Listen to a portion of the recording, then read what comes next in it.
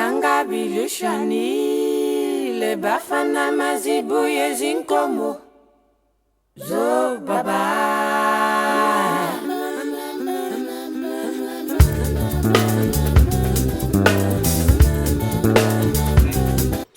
Bom, Já começamos, na real, né, Williams? bom, vamos lá abrir a nossa vivência e a base de hoje. Boa noite a todos. Nós, todos e todas, nós somos o coletivo Vivência e a Base, nós somos de Floripa e nós trabalhamos cultura de orixá através da cultura mesmo de orixá, da parte filosófica, cultural, mitológica. Nós não tratamos o orixá através da religiosidade. O que isso quer dizer? Quer dizer que a gente não fala de fundamentos religiosos, de dogmas religiosos, dessa parte que a religião ela, ela cuida, né? Então, nós temos o nosso coletivo já há 6 anos, nós dançamos, tocamos, cantamos e principalmente nós estudamos orixá.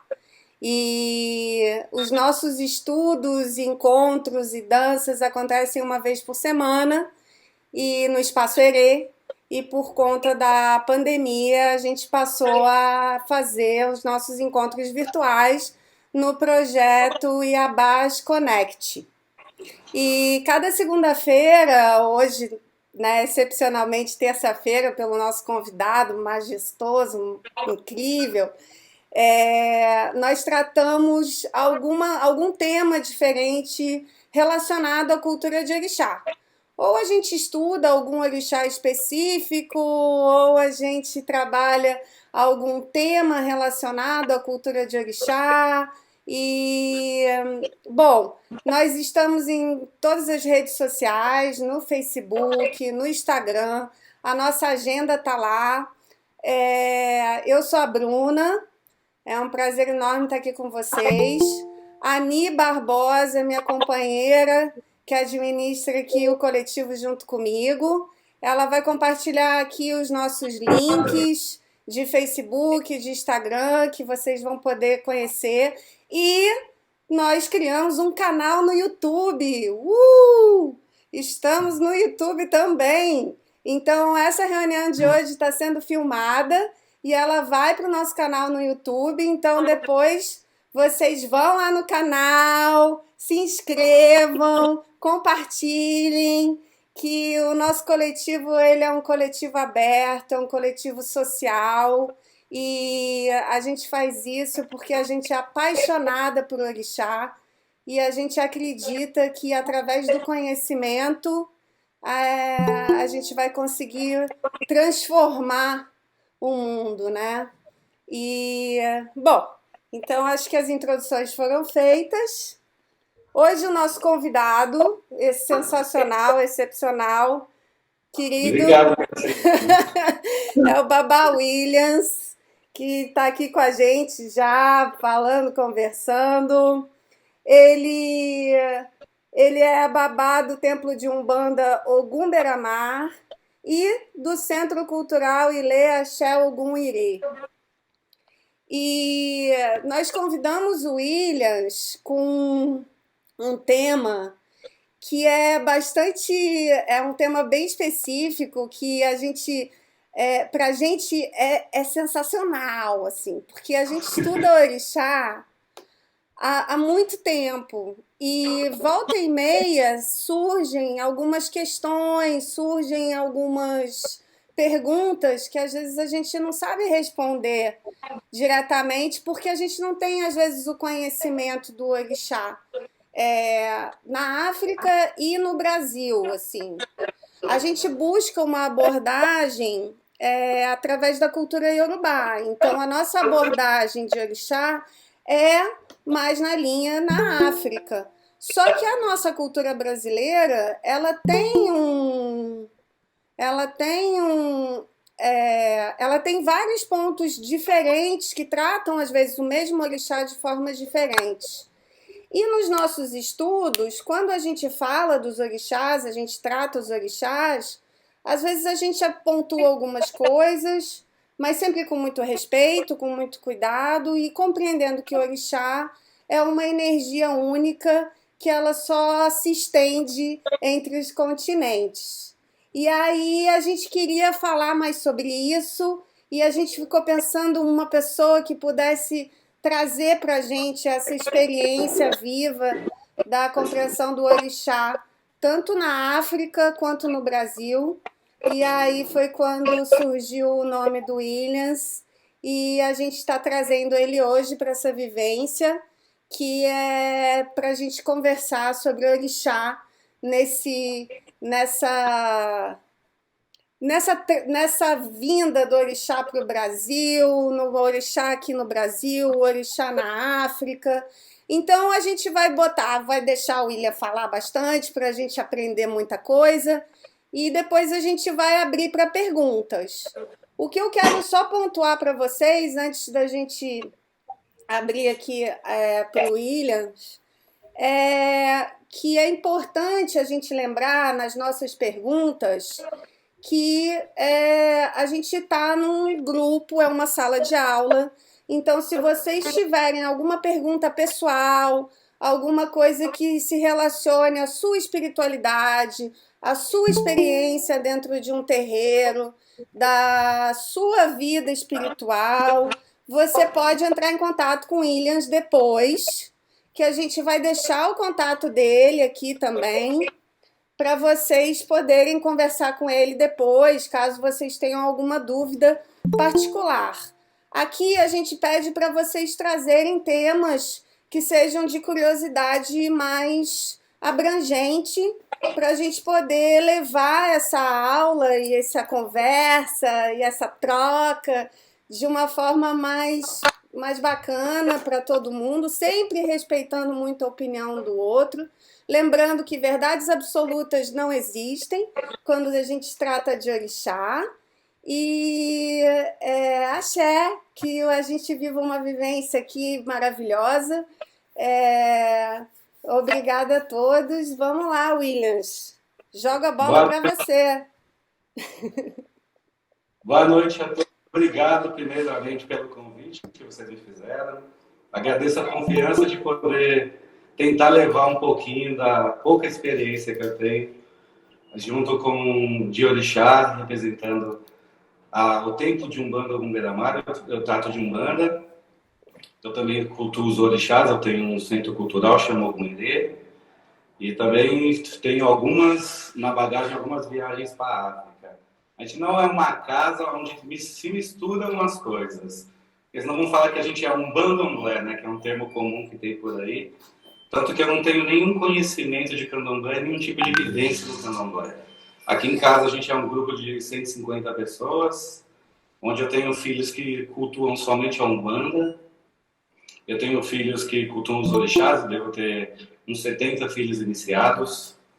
E tenho filhos que conseguiram transcender o fanatismo, que frequentam a Umbanda, frequentam o orixá, e se eu ligar agora, vem 200 aqui fazer uma gira fechada com a gente agora.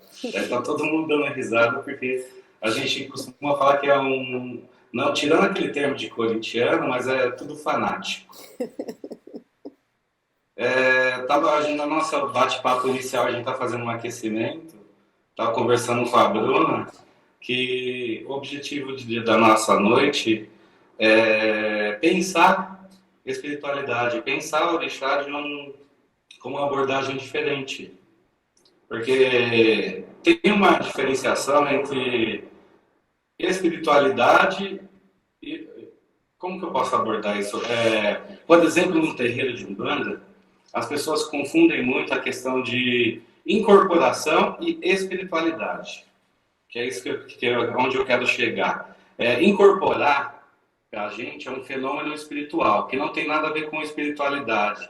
Por que espiritualidade é mais importante? Que é o trabalho das meninas fazem em Florianópolis, que é o seguinte: estudar, entender o orixá, entender o que ele carrega, a sua filosofia, os seus valores. Quando você vai para a incorporação, você consegue ver uma pessoa que não tem uma vida tão próspera, que não tem uma vida tão equilibrada, que não está conseguindo se acertar, tem uma incorporação maravilhosa. E aí a outra pessoa fala, nossa, que espiritualidade maravilhosa.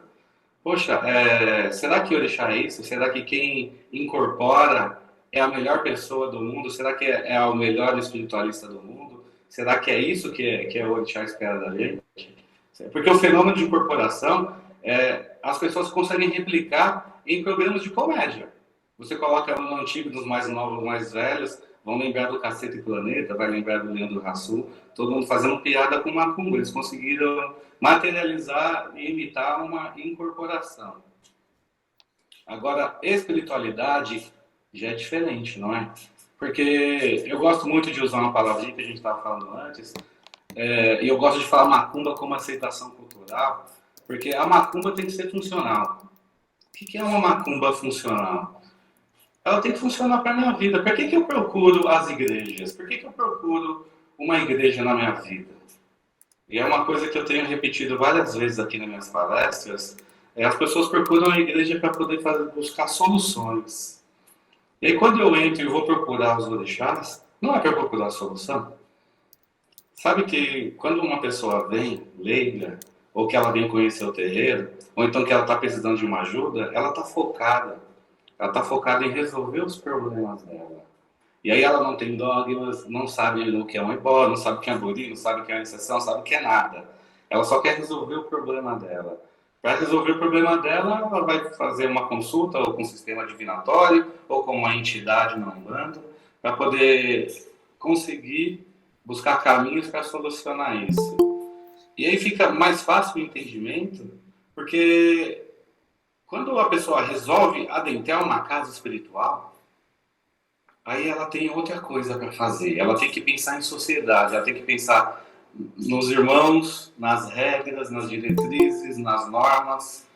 E aí a gente esqueceu que eu deixei de vir procurar solução dentro da igreja, dentro do terreiro. Quando eu entro e vou pensando em espiritualidade, o que vai fazer eu ter êxito? Será que é um bom ebó? Será que é um bom bori? Será que é uma boa incorporação? Será que é uma boa cantiga? Será que é uma boa comida? Será que é uma boa oferenda? Porque eu conheço pessoas que são fantásticas em incorporar, fantásticas em cozinhar, fantásticas em cantar, mas são péssimas para poder gerenciar uma relação amorosa, são péssimas para manter o seu trabalho, são péssimas para viver em sociedade, são péssimas como ser humano. E aí eu fico imaginando aonde que entra a espiritualidade em tudo isso. Como o orixá vai estar próximo de uma pessoa onde ela não representa o que carrega o orixá. Imagina uma filha da Oxum. A Oxum todo mundo já sabe, aquela chatice, que é do ouro, que é amarelo, que é do amor, que é para ter filho. A primeira pergunta que eu me faço, o que isso me agrega? Quando eu vou entender sobre os orixás, o que isso poderia me agregar? O que eu quero da Oxum? Estudar, que é o trabalho de vocês. O que é Oxum? Porque as pessoas procuram o que isso pode me dar, o que ela pode me dar, né? Por mais que você venha através de um amor, você trabalha, o Oxum trabalha, por exemplo, com energia atrativa. Aonde eu posso fazer a energia, a atratividade do Oxum ser funcional na minha vida? Eu gosto de exemplificar bastante coisa. Vamos lá, a gente está vivendo uma fase em que o desemprego está lá no topo, tá aumentando todo dia. E aí eu vou colocar meu currículo no mercado de trabalho, ele vai ser analisado por muita gente, onde vai ter uma análise acadêmica, uma análise profissional. Aí se você for chamado para uma entrevista, vai ter uma dinâmica. Aí no final sobra 3 pessoas que passaram por todas as etapas. E por que escolheu um e deixou os outros 2 de lado? Você já ouviu falar sobre empatia ou a que fui com a sua cara? Esse axé da Oxum pode ser funcional. Agora, se eu for lá e fazer todos os rituais qualquer coisa que possa ser, cortar uma galinha amarela para Oxum, que é o mais chulo que eu já ouvi. Será que se eu fizer isso e não ser uma pessoa agradável, será que eu vou ter o axé da Oxum? Será que eu consigo materializar todos os valores que ele carrega para mim? Por que eu parabenizei o trabalho de vocês, meninas? Porque eu acredito de verdade, a pessoa antes de entrar no terreiro ela deveria estudar um pouquinho. A pessoa precisava entender um pouquinho sobre filosofia, o que carrega cada orixá, porque você precisa ter acesso ao sagrado. As pessoas entregam a sua vida, o seu tempo, o seu dinheiro, deixa marido em casa, deixa esposa em casa, deixa os filhos em casa, ficam morando no terreiro e a vida não vai para frente. Não é muito esforço para poder não ter respostas?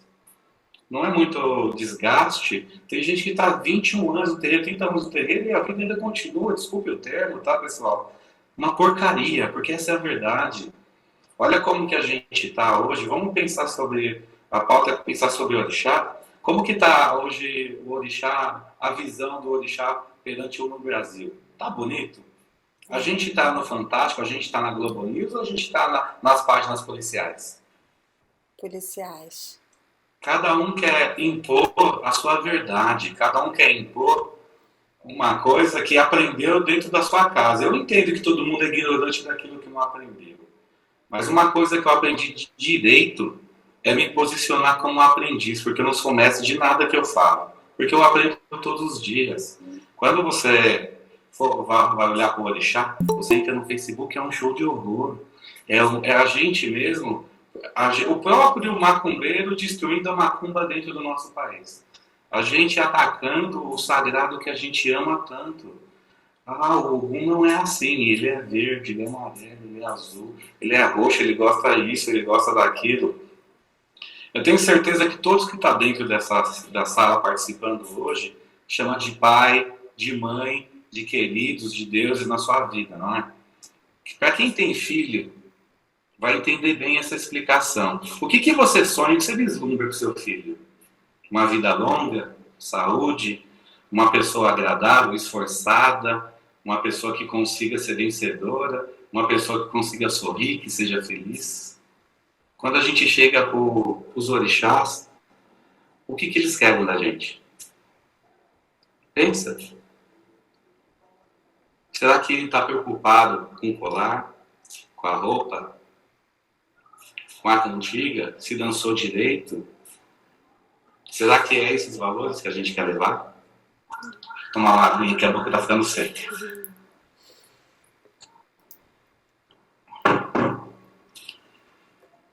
Por isso que lá no comecinho eu falei, é um convite para poder pensar o orixá de uma maneira construtiva. Essa macumba que a gente faz tem que funcionar. A gente se esforça, a gente se dedica muito. Aí eu estava dando exemplos. Você imagina um terreiro que tem 20 pessoas.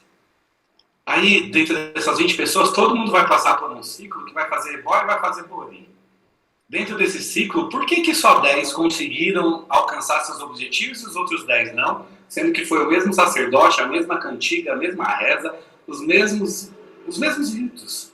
Por que será? Ah, tem a dinâmica de Ori, cabeça, entendimento, sabedoria, eu absorver, tá bom. Mas só de você ser uma pessoa do bem, eu tenho certeza que o orixá vai te assistir. Agora, ser uma pessoa do bem não é uma pessoa que fala para as outras pessoas que é uma pessoa do bem. Ser uma pessoa do bem é de verdade ser uma pessoa do bem. É ser uma pessoa que não está preocupado com o que tem acontecido, por exemplo, na classe média paulista. Eu abordei isso ontem à noite. É um mundo de aparências. A gente está preocupado com o carro do vizinho, com o apartamento do vizinho, se no meu Facebook tem uma viagem por mês, é como se a felicidade fosse rotulada, né? Tem que ter um casal de filhos, tem que ser um casal hétero, tem que ter casa, apartamento, uma casa na praia. E aí eu fico olhando, todo mundo vai em busca disso e querendo que o orixá ajude com isso. Onde será que o orixá vai me ajudar com isso? Você pode construir sua história com seu esforço através dos orixás. Porque na vida não é um ciclo, a natureza não é um ciclo. Nascer, crescer, reproduzir, morrer. O ser humano tem o seu ciclo. Dentro do nosso ciclo, o que a gente precisa fazer? Numa criança, no mundo que você vive hoje, o que você tem que ensinar para o seu filho? Ele tem que ser uma pessoa agradável, ele tem que saber se comunicar, ele tem que saber falar, tem que estudar, falar línguas, falar um inglês fluente, porque é mandatário. Ah, mas onde entra os orixás? Ogum é esforço, Ogum é guerreiro, Oxóssi é estratégia, Ogum é perseverança. Você vai, sabe qual é o objetivo? Você entender a filosofia dos orixás, onde entra cada valores e aplicar no dia a dia. Por isso que a macumba funciona só para metade. Mas só que a gente faz? Babá, não funcionou para mim. Não funcionou para... Tem alguma coisa errada, não está funcionando. Será que eu estou sendo honesta? Por que não funcionou? Será que foi errado? Será que a reza estava errada? Será que faltou uma coisa a mais ou algo a menos? Ou foi demais? Porque o restante funcionou. Será que a verdade que a gente busca não está dentro da gente? Porque quando você for pensar orixá, se você não pensar dentro de você, que você tem que fazer uma reformulação daquilo que você é para melhorar como pessoa, você não vai ter orixá. Não, desculpe, deixa eu corrigir. As pessoas possuem um orixá.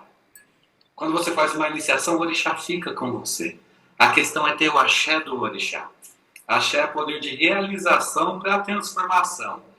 O que eu quero transformar com esse poder de realização? Será que eu vou ter o axé? Você imagina uma pessoa maldosa com um axé de algumas forças, podendo machucar as pessoas? Será que ela tem esse axé? Não poderia ter, seria um perigo. Seria uma loucura dar poder para quem não tem caráter.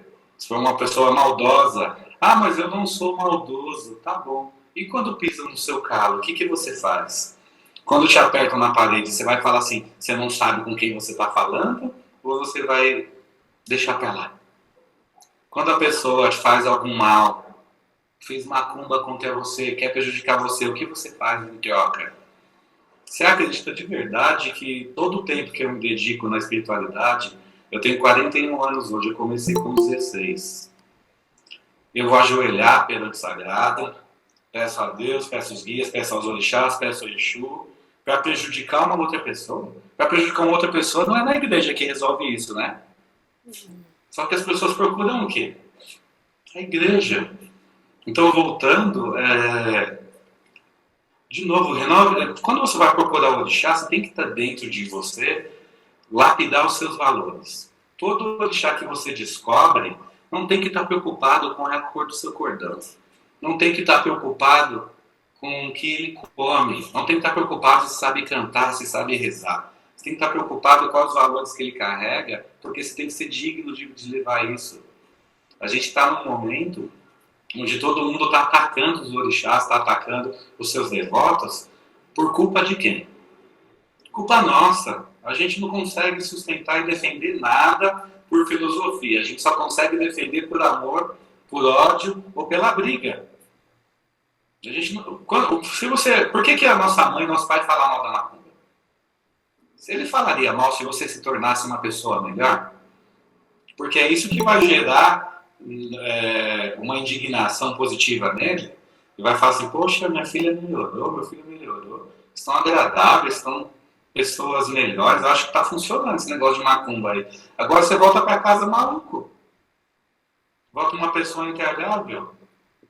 Vamos falar sobre orixás aqui no nosso país que eu estava falando, e eu cortei um pouquinho, porque é um assunto que me estressa muito.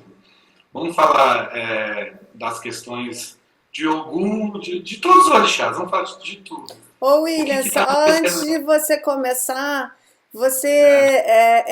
sobre isso, você falou um ponto que foi muito curioso antes da gente iniciar a nossa reunião, que você disse que a quantidade de orixás que se cultua na África para a quantidade de orixás que se cultua no Brasil, o conhecimento que se tem aqui, isso foi muito, muito bacana. Se você puder repetir essa fala. Tá bom, vamos lá. Sempre me procuram aqui para poder jogar os búzios, para poder saber se o orixá é de cabeça. Eu gosto de brincar porque todo orixá é na cabeça, né? Não é na perna, no braço, no cotovelo. Tudo é na cabeça. Mas é legal, é honrável, eu entendo que é por amor, mas o que acontece? Pela falta de qualidade das lideranças, os nossos sacerdotes eles querem se apropriar dos orixás. Como assim? Se você falar que é de Iemanjá e seu sacerdote for de Iemanjá, fala, não, você não é, eu sou. Como se o mar fosse inteirinho mesmo. Infelizmente não é. A gente entende que existem 3 maneiras de abordagem para ele aparecer na nossa vida. A primeira que eu entendo que existe como se fosse um patrono da família. Um orixá que seria o protetor da família, que está sempre com a família. Na África é comum ter famílias que se cultuam um orixá específico. Por exemplo, tem as suas cidades onde se nasceu o mito do orixá, e tem famílias que cultuam Xangô, o Ogum, a Oxum, Erilé, enfim, diversos orixás. Existe um orixá que é o patrono da família. E existe aquele orixá também que representa você, que vai estar mais próximo de você. Eu acredito que em termos percentuais é menos de 1%. E esse orixá, esqueçam a questão de arquétipo. Ele vai aproximar de você para dar exatamente aquilo que você não tem. Vou me usar como exemplo, filho de Ogum. Primeira coisa que o Ogum vem, não seja preguiçoso. É claro que eu sou preguiçoso. Não seja impulsivo. É claro que eu sou impulsivo. Não faça as coisas de qualquer jeito. Eu fazia isso. E de vez em quando escorrego. Porque eu ainda sou aprendiz.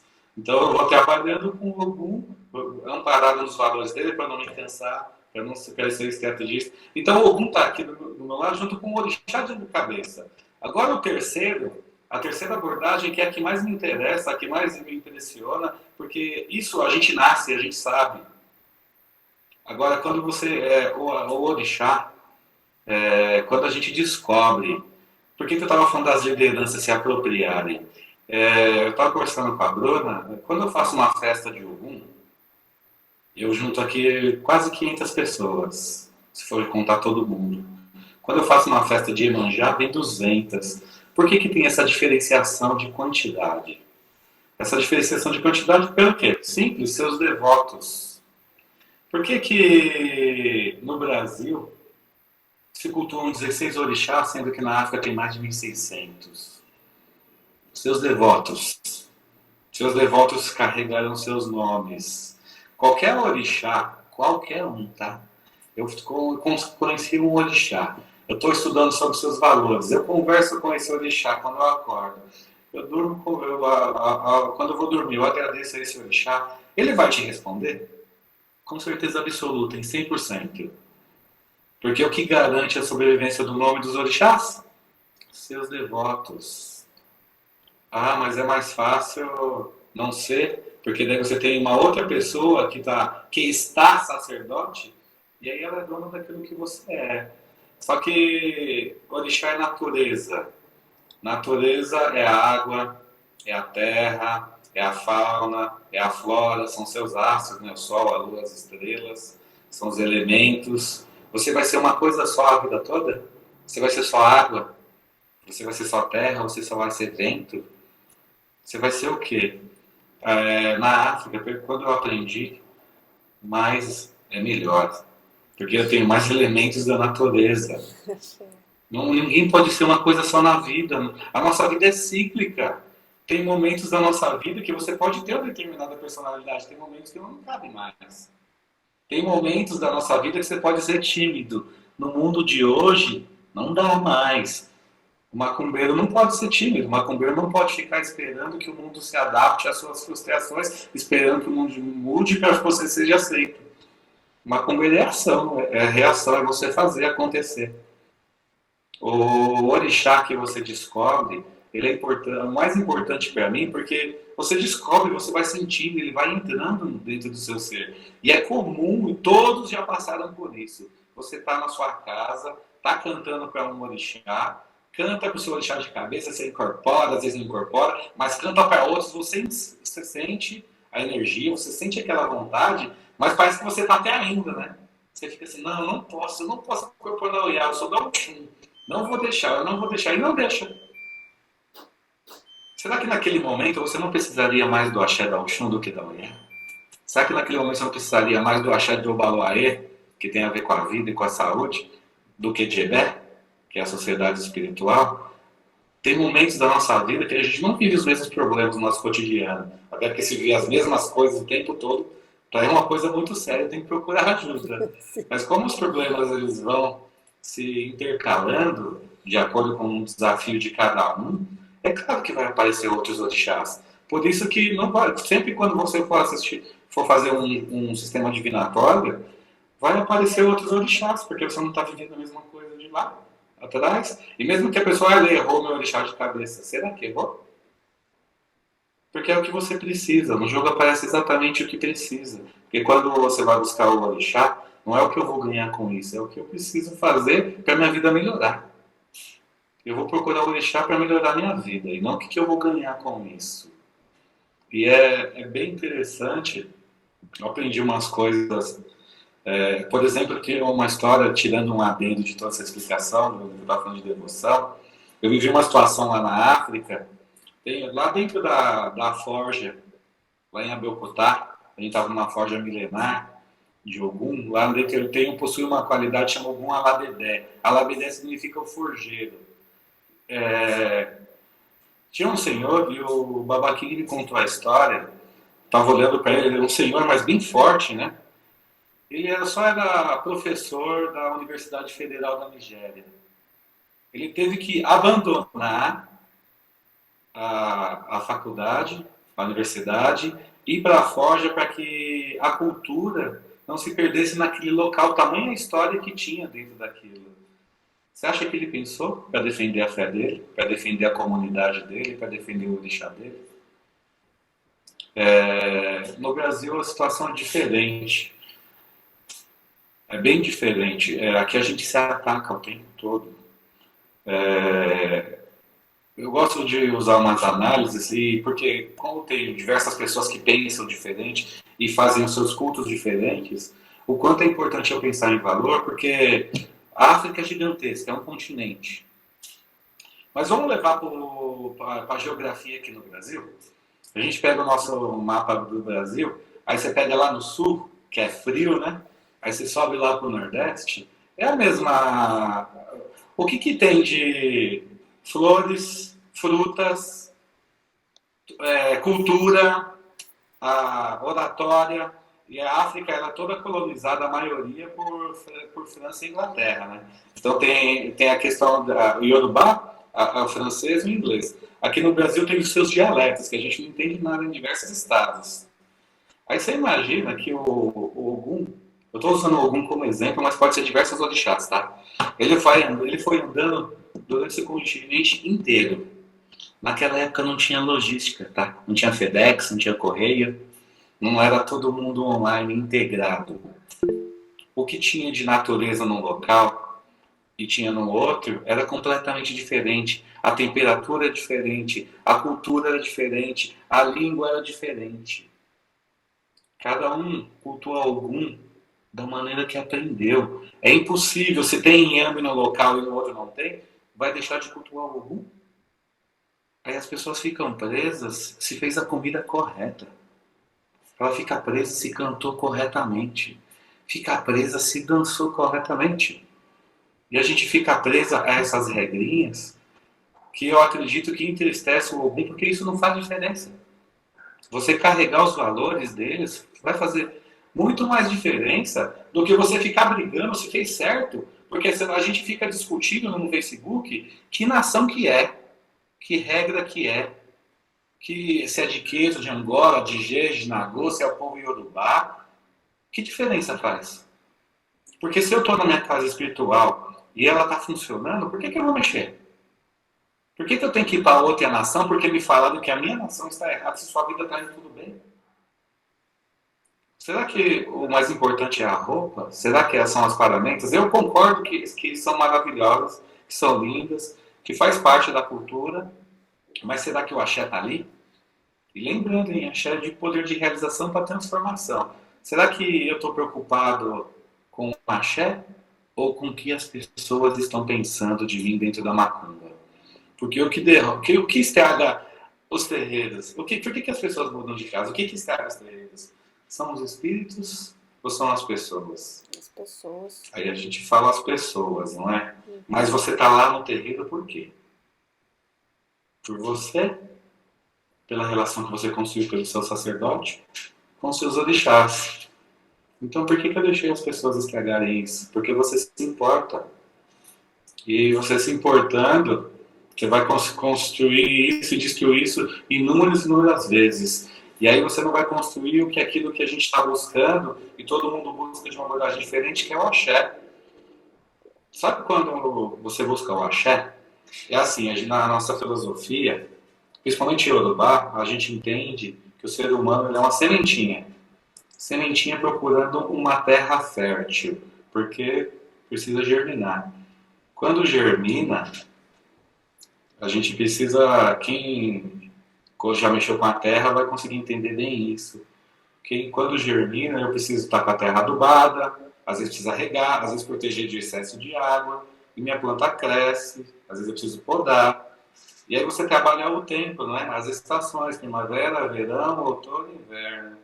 Nesse ciclo do meu tempo, toda vez que eu fizer a colheita, será que o fruto vai estar doce? Se toda vez que eu fazer a colheita, será que vai ter fruto? Quando eu vou trabalhando o tempo, será que todo ano para mim foi perfeito? Será que todo ano foi maravilhoso? Será que não teve algo que eu precisei porque mudou a regra de mercado? Ou eu perdi meu trabalho? Ou aconteceu alguma coisa? Por que eu estou falando isso? As pessoas não constroem uma história com seu orixá de relação com o seu próprio tempo para poder conquistar lá na frente. A gente quer um pozinho mágico, através que chama Ebó, para poder mudar a vida das pessoas. Ela não constrói a sua estrutura dentro dos orixás para poder ser uma pessoa que seja vista pelos orixás. E quando a gente vai trabalhando o tempo de uma maneira assim, uma hora vem a colheita assim. A gente é muito, o macumbeiro ele é muito imediatista. E esse imediatismo ele é totalmente nocivo para a gente. Quem já fez transplante de árvore? Pega numa chácara, você vai construir uma nova estrada, você arranca suas árvores. Se você arrancar 10 árvores e replantar, algumas vão morrer. O axé é assim. Só que eu entendo que as pessoas não consigam ter raízes para construir o seu axé. Pela nossa maluquice e pela maluquice dos nossos sacerdotes. Mas é super importante eu ter minhas raízes fincadas em algum canto, porque daí eu vou trabalhar aquilo que a gente está buscando nessa noite, o nosso axé. Água.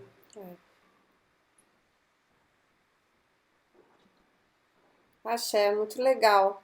Eu tô.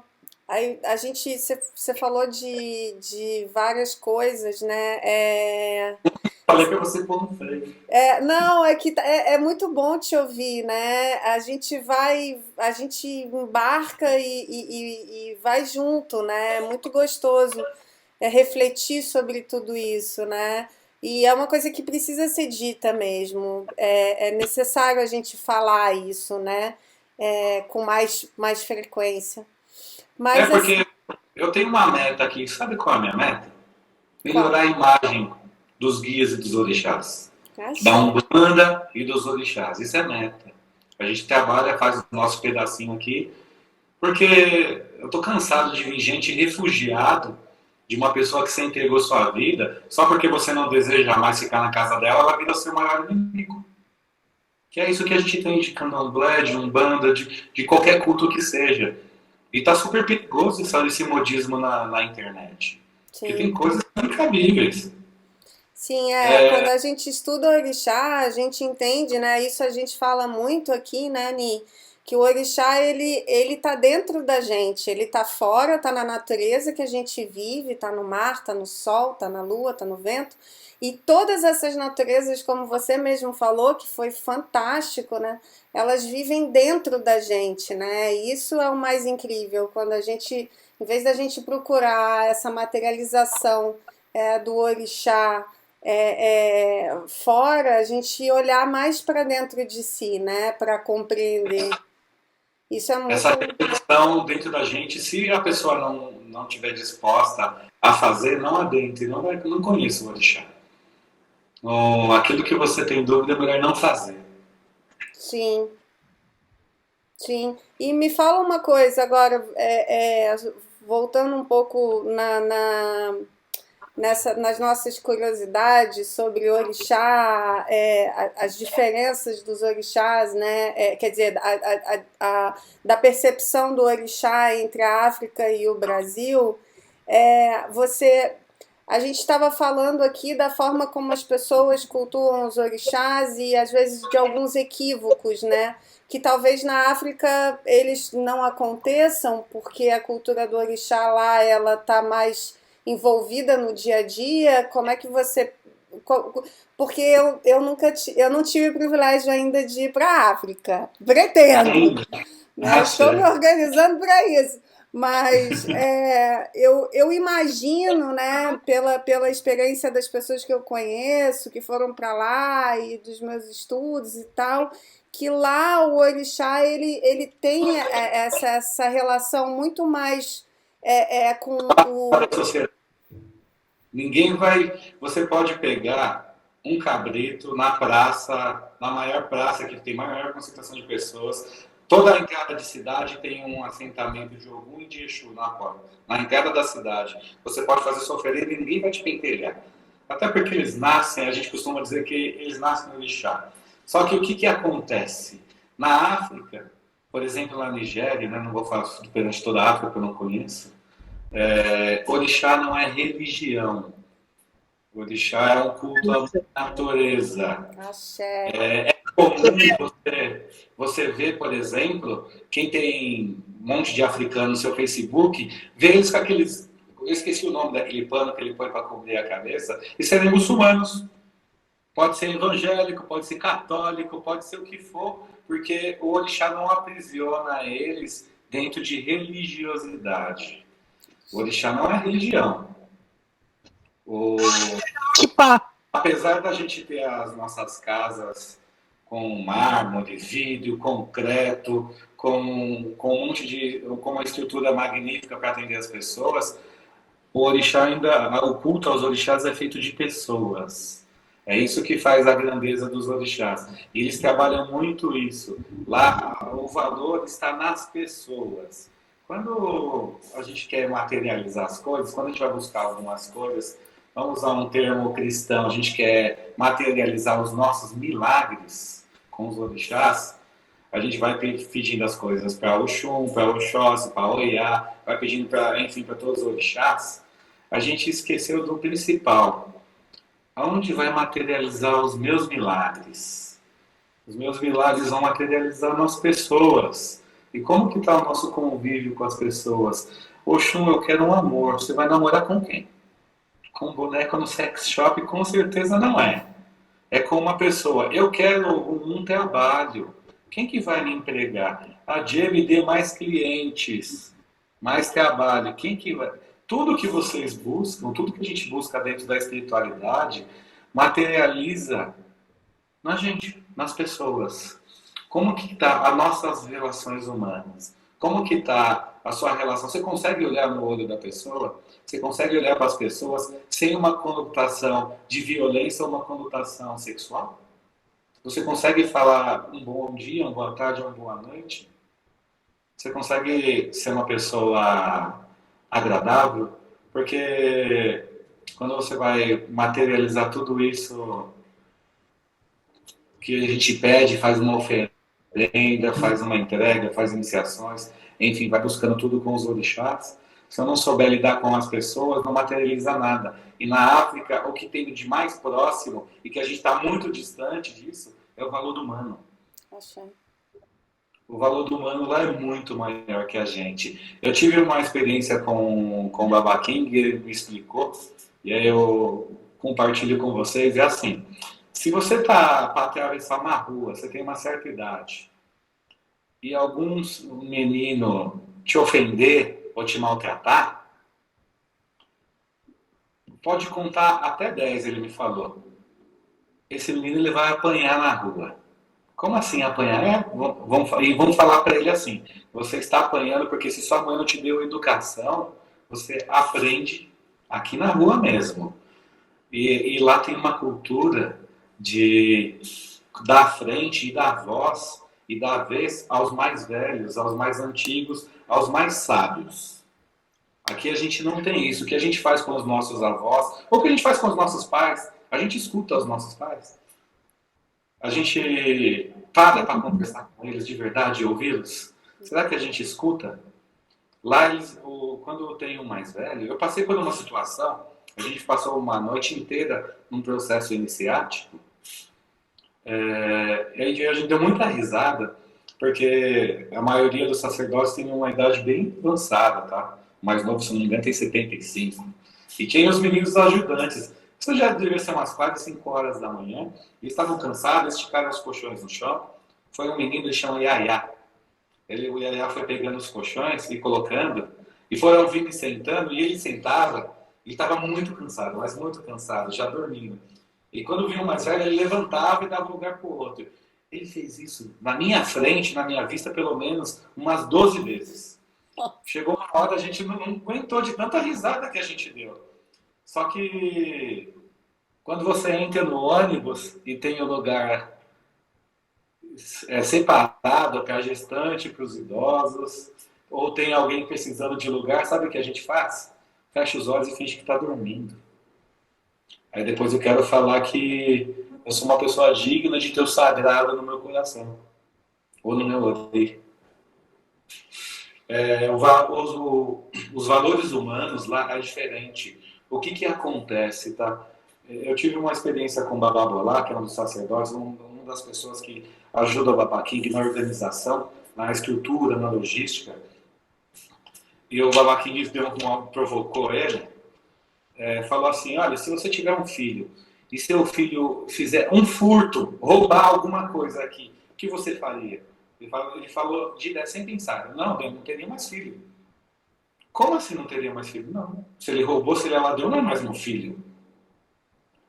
Quando você tem na sua sociedade isso explícito, porque quando, por exemplo, um assassino na Nigéria, quando ele sai da cadeia, quando ele é preso, ele não consegue voltar para o bairro dele. Primeiro, porque a família não aceita.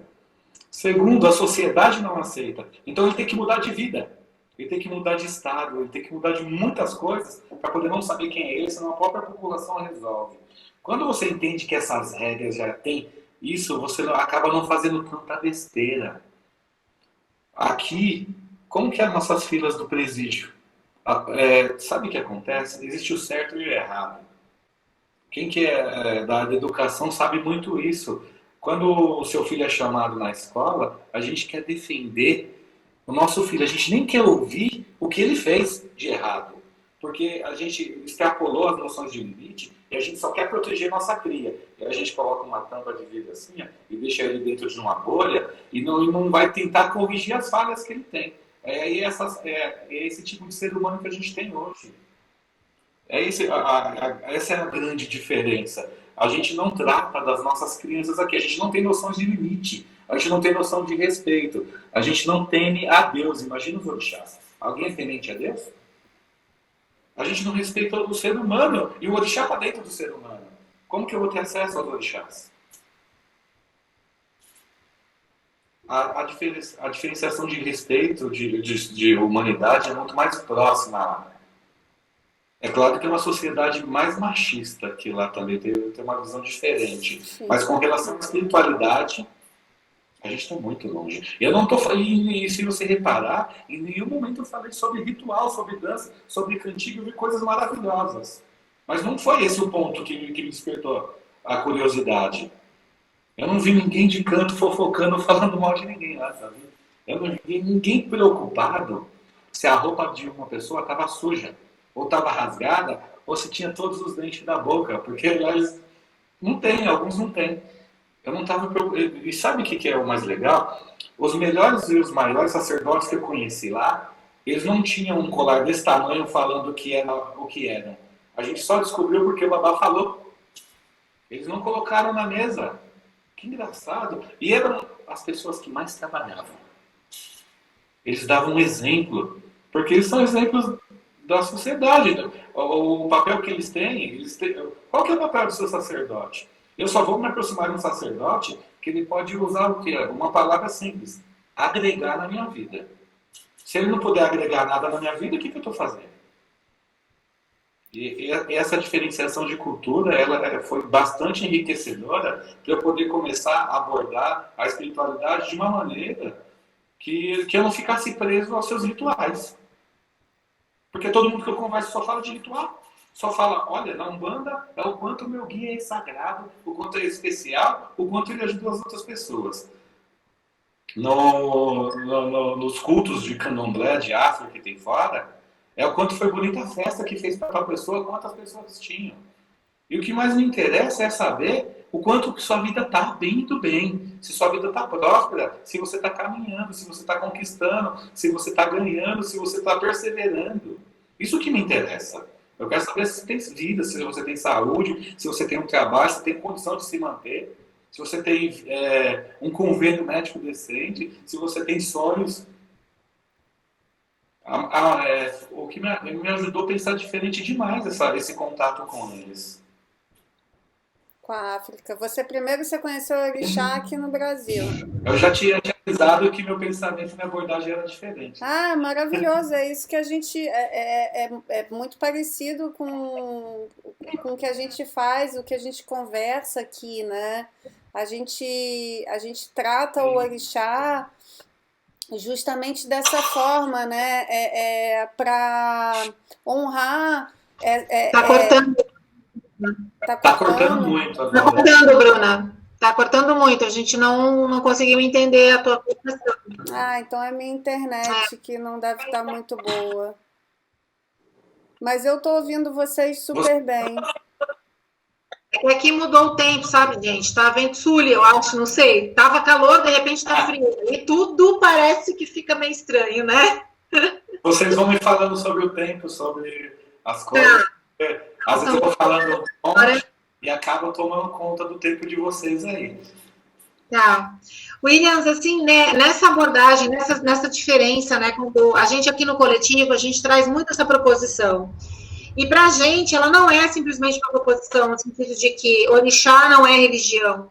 Sim. Né? Orixá é fundamento. Orixá Não é religião. Não é religião. Sim.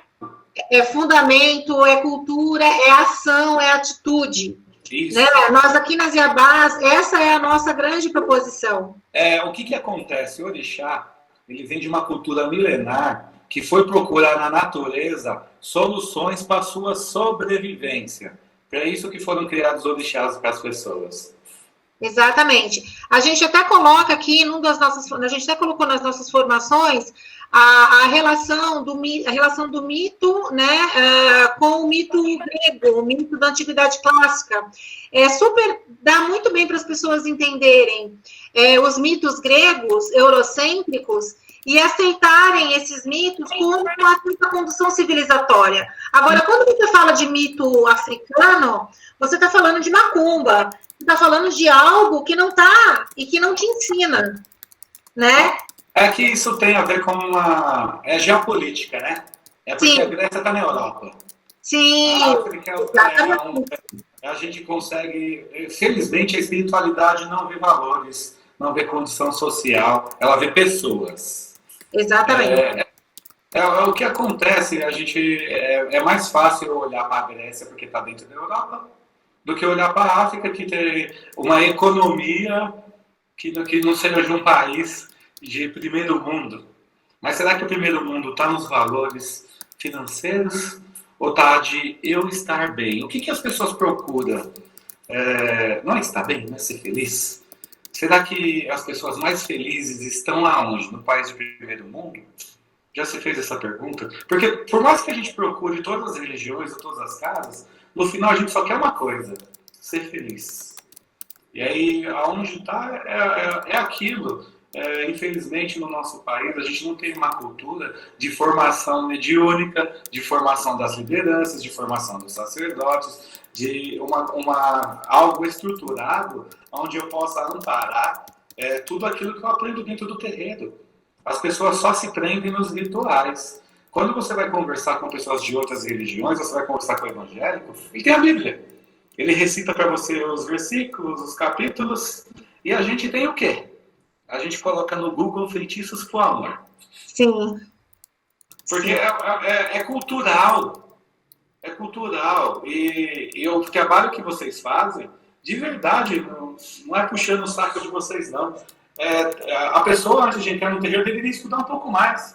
Ela deveria entender mais sobre filosofia. Porque o que adianta eu fazer ritual e não entender? Eu trato macumba assim. Por que eu estou fazendo? Para que eu estou fazendo? E se eu confio em quem está me falando? E quando você confia com uma pessoa no primeiro encontro, você tem um problema sério. Porque quando toda pessoa com uma boa oratória pode te enrolar. A confiança é uma conquista, é dia após dia, saber se a pessoa é uma pessoa digna, saber se ela não vai tapetir, saber se ela é responsável com a sua vida. Quando você entende o que você está fazendo, para que você está fazendo, por que você está fazendo, você consegue defender para um leigo. Por que você vai fazer bori? Não sei. Como assim não sabe? Eu não vou entrar e explicar o que é bori. Mas as pessoas precisam ter mais questões, porque os sacerdotes no nosso país, os pais, mãe de santo, eles criaram uma defesa que a gente tem que furar. Os filhos não têm a liberdade de perguntar para as suas lideranças espirituais o que é isso. O que você está fazendo? Para que isso? Aí quando você pergunta, sabe o que eles respondem? Quer ser pai de santo? Quer ser mãe de santo? Quer meu lugar? Poxa, mas é minha vida. Eu estou entregando minha vida, eu estou entregando meu dinheiro. Eu não tenho direito de saber para quê e por quê. Eu não estou perguntando o segredo de tudo isso. Eu só quero entender o que você está fazendo. E se a gente não furar e quebrar esse obstáculo, a gente vai ficando parado e tentando defender o orixá só com rituais. É que a maioria deles, às vezes, também nem sabe, né? Está né? pedindo para você um bicho. Está pedindo um corte de 4 patas, ou de 2 patas, ou um calçado. Que idiotice. Imagina para uma pessoa que tem uma formação, que faz uma pós-graduação, doutorado, pós-doc, uma pessoa que entende de tudo da vida, eu vou falar que o orixá está pedindo um bicho de 4 patas? Para quê? Para que isso? Para que pede um frango? Ninguém nunca se perguntou. Não, a gente não consegue defender nem sacrifício. A gente fala em matar. A gente nunca nem se perguntou por que eu faço um frango, por que eu faço um sacrifício. Alguém já te fez essa pergunta? Porque eles estão pedindo? Não pedem isso, tá? Por que será que eles pedem? A gente não mexe com a mãe natureza? A gente não mexe... Vamos voltar lá na 4ª série, Ciências e Biologia, o mundo animal, vegetal e mineral. A gente mexe com as plantas, com a pedra, com o ferro, com seus minerais, com seus vegetais. Um pouco do sangue do bicho, a junção de tudo, eu consigo alcançar a magia. Agora, um frango não resolve a vida de ninguém, não. O que adianta a gente alcançar a magia com o mundo animal, vegetal e mineral e não estar pronto para se transformar e melhorar como ser humano? Macumba não funciona. Por quê? Porque tem coisas que eu preciso do ser humano. E do fundamento, né? Eu acho que o fundamento ele é imprescindível, eu acho, para você poder fazer uma boa gestão da sua vida, de novo, a gente falando, né, na conversa inicial que a gente estava tendo, né? Porque uma coisa é a gente ter consciência do nosso pensamento colonizado e eurocêntrico. Uma coisa é ter consciência disso. Outra coisa é a gente entender, beleza, a Europa como primeiro mundo, mas não o berço da humanidade. Porque o berço da humanidade não é a Europa, é você reconhecer o berço que é, de onde você veio, os seus ancestrais, honrar os seus ancestrais. E todos estão aonde, né? Então, essa construção mitológica que foi feita lá antes da Antiguidade Clássica, ela é visceral para a gente poder impulsionar o nosso fundamento, né? E na verdade, estudar o mito. É isso que a gente propõe também. Vamos lá, 2 coisas. Primeiro, a palavra fundamento. Cuidado que essa palavra no meio de macumbeira é um perigo. Por quê? Quando você está no meio da macumba... Fundamento no sentido de conhecimento. Não, mas calma, eu vou explicar. A palavra fundamento, quando você está no meio da macumba, fundamento quer saber do segredo. E a maioria dos seus devotos, não está preocupado com o fundamento de gestão da sua própria vida. Está preocupado com o segredo da macumba. O segredo da macumba não muda a sua vida. O segredo da sua vida muda. Entendi. Agora, a outra coisa, a questão, vamos lá, geopolítica. Os europeus fizeram bem o seu trabalho, não é? Porque a maioria do mundo, a maioria é cristã. E a gente gosta muito de separar o bem e o mal. E dar nomes ao bem e ao mal. E o europeu, quando chegou na África, você imagina, o Exu, ele tem um dos axés que é de fertilidade. Então ele tem um ogó. Ogó significa ou marido ou pênis. O Exu é comum ter um pênis de madeira, representa o quê? Fertilidade. Tem muitas famílias, e é muito importante para o africano ter famílias numerosas. Você imagina o europeu, cristão, vendo o Exu dançar com o Guanamão. Ele já deu um nome para ele na hora, diabo. Sim. O capeta, o Lúcifer, o chifrudo. Sim, sim. O Exu, como o Exu é a estrutura do panteão Yorubá, o Exu é a estrutura de de todo o mito, de todos os orixás, Exu é fundamental para tudo. Tudo se começa com um orixá, Exu. Eles entraram no principal. Por isso que gera esse tipo de confusão. Mexer com o orixá já é complexo, porque você não conhece, mexe com o espiritismo, onde mexe com o nosso corpo, e você ainda tem aqui dentro do nosso sangue, inclusive nós antepassados cristãos, aquele negócio de achar que está mexendo com o diabo. E acontece muito na Umbanda também, de quando eles vão procurar Exu e Pombagira, achar que está mexendo com o diabo. Achar que está mexendo com algo que vai conseguir corromper a outra pessoa a meu favor. E aí a gente usa muito isso, e aí por isso que a gente continua sendo mal falado em todos os cantos do nosso país, porque a gente dá motivo para isso. Axé. Como que a gente está de tempo aí, Bruna? Que você vai me falando, para poder até abrir as perguntas, tá? São 8h10 agora. Tranquilo. Dá para a gente conversar mais uns 15 minutos antes de abrir as perguntas. Eu quero falar uma coisa com vocês, que é legal lá da África. Uma coisa que eu aprendi, que está na moda aqui na internet, e é uma dúvida que eu acredito de todos na sala. Menos o pessoal de casa. Até porque eu pego no pé deles. Porque eu falo para eles, não me envergonhem. Vamos falar de Ifá. Existe diferença entre Babalaô e Babalaorixá. Babalaorixá é a pessoa responsável pelo culto dos orixás, onde eu consigo fazer o jogo de búzios com 16 búzios dentro da peneira. Babalaô, ele faz um estudo de 256 Odus. Odu é o código divinatório de cada ser humano. 256 Odus. Aonde eu quero chegar com isso? No Brasil, tem muita gente falando que é Babalaô. Se eu e a Bruna agora pegasse um passaporte com o Baba King e falar, vamos passar 16 ou 21 anos estudando Ifá, pela idade que a gente tem de vida, o nosso cérebro não consegue, não tem mais a velocidade de absorção para pegar tanta informação e se transformarmos num Babalaô ou uma mulher Ianifá.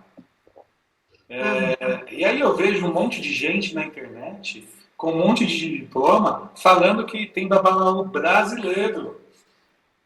Pelo que eu vi lá, para você ser um Babalaô bem ruim, você estuda 21 anos. Fala 16, mas 16 é bem iniciante. Com 21 anos eles estudam a vida toda. E como que eu consigo... E como você começa a estudar? De criança. E a pessoa praticamente mora com eles. Para morar com eles tem que ser o quê? Da família.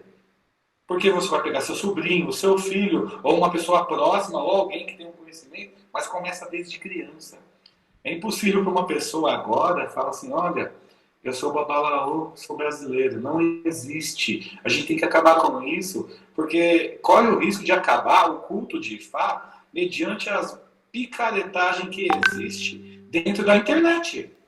Cada um fala o que quiser, mas só que você tem um ori, e esse ori a gente pede bastante para Ifá, que é sabedoria, para poder saber o que presta e o que não presta, tá? Uma verdade é a mesma daqui na China. A mentira eu tenho que fazer processo de convencimento. Por que o orixá não tem propaganda? Porque eles não aceitam.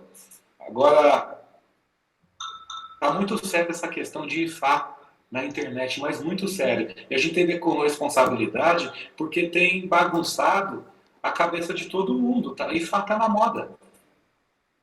Vocês não sabem que Ifá está na moda? Aí todo mundo sabe tudo sobre Ifá, um monte de Babalaô. Eu sou Babalaô de chá. Já fiz meu adendo, Bruna. O que você ia perguntar ali? A Bruna tá meio congelada. A internet dela, né? Não, sim, é porque aqui esfriou, realmente é isso mesmo, assim, esfriou e tá um vento. Então, a gente tinha feito, né, se alguém quiser fazer alguma pergunta, tal, nessa linha aí do que você está falando. do que você está falando, William, né, Williams, a gente pensa, esse papel realmente, eu queria entrar nisso, assim, no papel do sacerdote em África e no papel do sacerdote na religião afro-brasileira, né? Para você falar um pouco, assim, dessas diferenças, das suas experiências, assim, do que você viveu lá, qual é o papel dessa pessoa, né? E outra coisa, né, que aí eu queria, é uma questão que eu queria colocar. Você cultivar o orixá, eu imagino, aqui na religião brasileira, eu não sou de religião, eu não frequento, né, mas eu acho que tem todo um ritual, tem toda uma mecânica. E eu entendo que cultivar o orixá em África é você, na verdade, cultivar os seus bons pensamentos, as suas boas atitudes, né? Você está atento a isso, você tem um ori desperto e atento. Sim. Então, eu acho que quando eu percebo nas nossas vivências, muitas confusões, sabe? Muitas conversas dicotômicas em relação a esses dois pontos, o papel do sacerdote e o cuidado com os orixás. Aí eu queria que se tu pudesse, por favor, colocar um pouco para a gente essas questões. Vamos lá. O papel do sacerdote é levar o sagrado, os seus guias, no caso da Umbanda, os seus orixás, até as pessoas. E levar o orixá até as pessoas não é impressionar elas com o sistema divinatório e adivinhando nada em sua vida. Ajudar as pessoas é mais complexo do que a gente imagina. Porque quando você é um sacerdote, você é a pessoa que, muitas das vezes, você é a estrutura de vida da pessoa. E para a pessoa poder reconstruir ou construir a sua vida, você tem que entender em que ponto da vida que ela está. Se ela está numa fase de preparo, se ela está numa fase de consolidação ou se está numa fase de colheita. Por exemplo, um menino novo está numa fase de preparo. Uma pessoa com 35, 40 anos está consolidando. Com 60 você está colhendo. Tanto que os mais velhos vêm buscar para os filhos, não é? Vou deixar. O mais importante como sacerdote, o papel do sacerdote, é promover soluções de vida para a pessoa. E não só soluções imediatistas para resolver uma coisa pontual no dia a dia. E o que mais acontece são coisas pontuais. Eu me sinto ofendido em resolver uma coisa pontual. Compartilhando com vocês uma coisa na África que não tem aqui. Pela falta de formação das suas lideranças, pela falta de formação das lideranças, a gente acaba sendo autodidata em muitas coisas. Lá na África, existem muito especialistas. O que é especialistas? Ninguém é bom em tudo nessa vida, né? Lembra quando a gente estava no ginásio, 8, 9 matérias, a gente ia bem em umas e outras passavam empurrado? É isso, a gente tem uma genialidade, tem coisas falhas dentro da gente, assim como tem orixás que a gente precisa mais e orixá que precisa menos. Na África isso é bem fácil. Existe, por exemplo, o Baba Ossan. Ele é especialista em quê? Ossan. Ele estuda o quê? As plantas e as ervas. Mas existe o povo do Ogum, que a gente chama dos caçadores, o povo de Odé, né? que é especialista em Ogum, que é no Oxóssi, no Elinglé, que são os três caçadores. Existem pessoas que têm uma formação estruturada para estudar profundamente os orixás, em cada um dentro da sua individualidade, para poder extrair o melhor para eles. A gente não tem isso aqui. E aí a gente vai tratando de uma maneira diferenciada. Não a melhor maneira, mas uma maneira que consegue, assim, levar o sagrado para as pessoas. O que eu queria falar, uma coisa como sacerdote, é um ensinamento para todo mundo, que tem momentos que a gente vai recorrer aos orixás, mesmo frequentando diversos anos, fazendo tudo certinho, e o orixá não responde. Todo mundo já se deparou com isso. A gente precisa criar rotina espiritual, de pensar sobre espiritualidade. Nenhuma energia vai te responder só no momento que você precisa. É sempre necessário eu ter um contato com os meus orixás. Se você ama tanto a Oxum, se você ama tanto a Iemanjá, se você ama tanto o Xangô, o Oxóssi, a Oiá, de manhã tem que conversar com essas energias, sabia? Tem que agradecer por estar vivo, tem que agradecer por ter saúde, por ter um trabalho, por ter condição de resolver os problemas da vida, porque problema a gente vai ter a vida inteira, né? E quando dorme, tem que agradecer antes de dormir, agradecer pelo dia que teve. conversar com seus orixás. Eu te garanto, não demora mais que 5 minutos. Eu recorrer à energia só quando eu estou em dificuldade, ela não vai te responder, você não tem sintonia com ela, você não tem harmonia com essa energia. E é super importante eu ter esse tipo de vivência dentro com os orixás, porque se eu não tiver aberto uma comunicação, que é o principal axé de Exu, eu não vou ter contato com aquele orixá que eu já fiz um monte de coisas e não estou sentindo ele. Quando foi a última vez que você conversou com ele? Espero que tenha valido o aprendizado, porque para mim vale muito. Vocês estão me ouvindo agora? Voltei? Sim. Aham. É que aqui tá um vento sul louco, gente. Essa ilha aqui é uma loucura. Tá uma ventania. Se eu for lá fora, eu acho que eu sou carregada. Tudo que a gente pratica, a gente exerce, a gente vai melhorando, né? E o conhecimento do orixá, o pensar no orixá, o refletir sobre o orixá, o estudar o orixá, só vai ampliando a gente na compreensão do que é o orixá, né? A gente costuma falar muito aqui nessa vivência que a gente pode passar a vida inteira falando de um orixá que a gente não vai ter falado tudo sobre ele, né? Que o orixá, na hora que a gente mergulha, a gente fala que a gente faz uma vivência, porque a gente mergulha no fundamento, na ideia, no estudo, na compreensão do orixá, e aí a gente, como coletivo, onde as pessoas vão colocando, né, a sua compreensão sobre o orixá, isso vai ampliando a gente de uma forma incrível, né? Gente, vamos começar a abrir aqui nossa roda. Essa vivência tá linda hoje, a gente está com mais de 40 pessoas aqui. Axé, nossa, legal demais. Algumas perguntas eu vou respondendo que me perguntam aqui do lado, à medida que eu posso eu vou respondendo também, mas eu queria abrir para vocês. Quem quiser perguntar, é só liberar seu microfone, se apresenta e aí faz a pergunta que quiser. A gente é um coletivo, estamos abertos.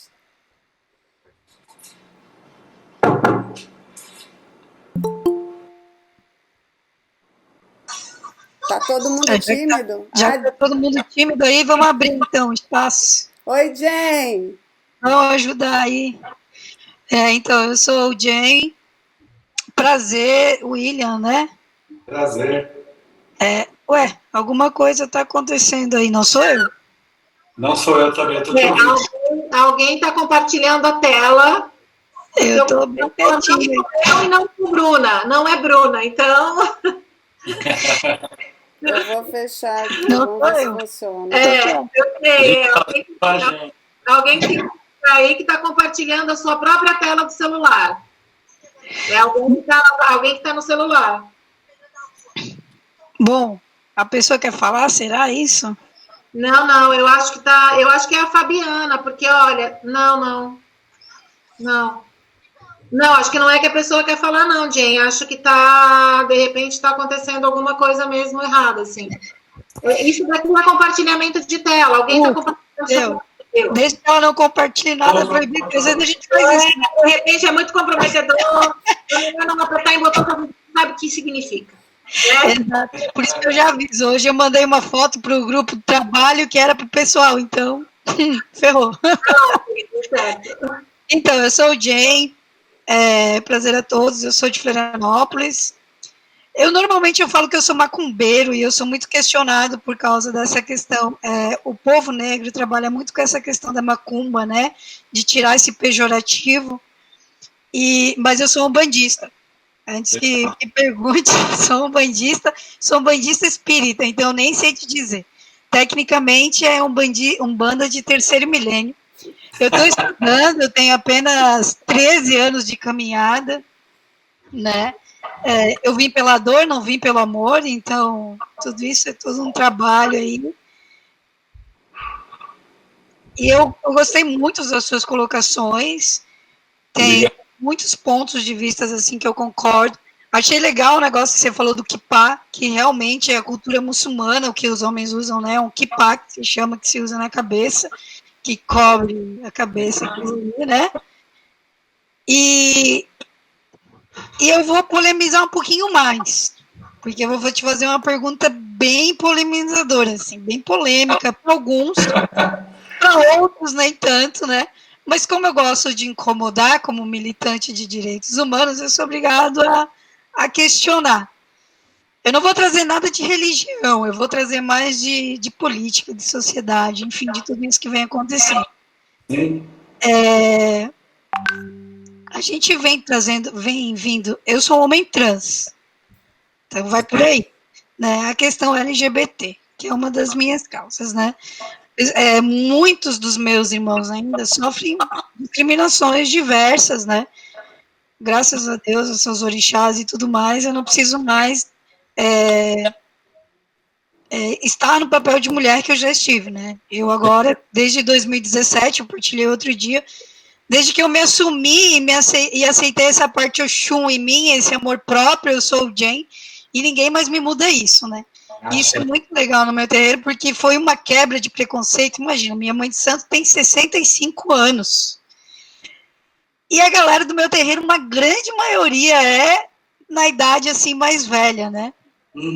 Então, eu queria ver com você, nessa questão de África, de religiosidade, qual é o papel das pessoas, principalmente trans, né, que é o sexo biológico que não é adequado com o gênero, na questão dessa questão de África mesmo, dessa questão toda que você vem falando. Eu não sei se você já falou sobre isso em algum, porque eu ainda não pude pesquisar sobre você, só dei uma espiada no seu currículo de leve, quando a Bruna falou que ia ser, né?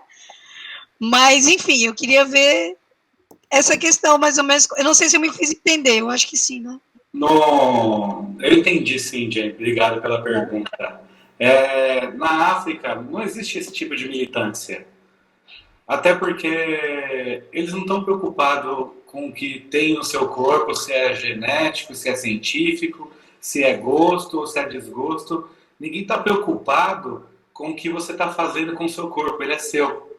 Então não existe um tipo de interferência sobre aquilo. O que importa é o que eles vão falar, o que eles fazem. O máximo que eles fazem, sabe o que eles falam? Ele está feliz? Ou ela está feliz? Tá, acabou. Acaba aí. Porque é uma coisa já enraizada lá. Não tem isso. Não vai existir esse tipo de perseguição ou preconceito, porque eles não estão nem aí. É a sua vida, é você que faz isso. Não interessa isso para eles. Eles nem perguntam. Acho que a Bruna já teve um pouco de contato com eles aqui no Mongaguá. Eles nunca viram nem torcer o nariz. Eles não importa para eles isso, porque eles não estão dando valor ao bem-estar humano, que isso seria irrelevante. Com relação à espiritualidade, é legal. Nossa, tá falhando muito aqui, tá sumindo tudo, Bruno. Mas você tá super bem, William. Tá tudo ok. Você tá... Aqui tá abrindo e fechando, tá me dando até um negócio no olho aqui, porque a tela fica assim, ó, trocando preto. Não, mas a gente tá te ouvindo e vendo bem. Com relação à nossa casa aqui, pode deixar para todos. A gente ainda não participou de nenhum tipo de militância, eu em particular não me expus a isso, até porque eu optei por não participar de nenhum movimento político ou nada. A gente tem o nosso ponto de vista, mas nada declarado, porque eu não gosto de fazer as coisas por fazer. Se eu fosse fazer algo, teria que ser algo bem estruturado. É algo ainda um domínio que eu tenho pouco sobre isso. Porque, como eu aprendi que não tem importância, não tem relevância, o mais importante é os valores que carrega dentro de você, essa questão das letras, que eu não conheço todas elas, para mim não significa nada. É um ser humano. E o que é mais importante é aquilo que eu falei, ser feliz. Você está sendo feliz do jeito que você escolheu você, qual o problema disso? Não vai ter mais ou menos aproximação do orixá por conta disso. As suas ações perante a você e a sua sociedade vai ter. O que você definiu no seu corpo, o que foi definido, não muda nada. não vai ficar menos ou mais orixá. Até porque dentro de um corpo humano, cientificamente ele é feito com dois hormônios, testosterona e progesterona, né, que é masculino e feminino. Espiritualmente também, a gente tem mais energia masculina e mais feminina. E a maioria dos orixás são femininos. O que acontece, por exemplo, quando você está na Umbanda, por exemplo, eu ensino mais que as meninas aqui, já que você é um bandista, para uma mulher, fala, eu sou mulher, qual que é a maior força que ela tem? É a força feminina. Então, os guias femininos onde vão fazer mais, vai ter mais potência dentro da espiritualidade dela. E um homem, que fala que é um homem, tirando as conotações de sexualidade, que ele se titulou homem, os guias mais fortes presentes nele vão ser os guias masculinos. Ok, Jen? Sim, sim. Eu gostei muito da sua resposta, Axé. Obrigado. Axé. Se alguém mais tiver alguma pergunta, gente, alguma colocação, eu sei que tem muita gente querendo, eu posso até abrir uma fila aqui para, né, organizar esse alvoroço todo. É que você falou para se apresentar. Se você fala que não precisa se apresentar, vai vir mais perguntas. Então não precisa se apresentar, então. É só pergunta. Fala que não precisa abrir a câmera que vem mais pergunta ainda, Ni.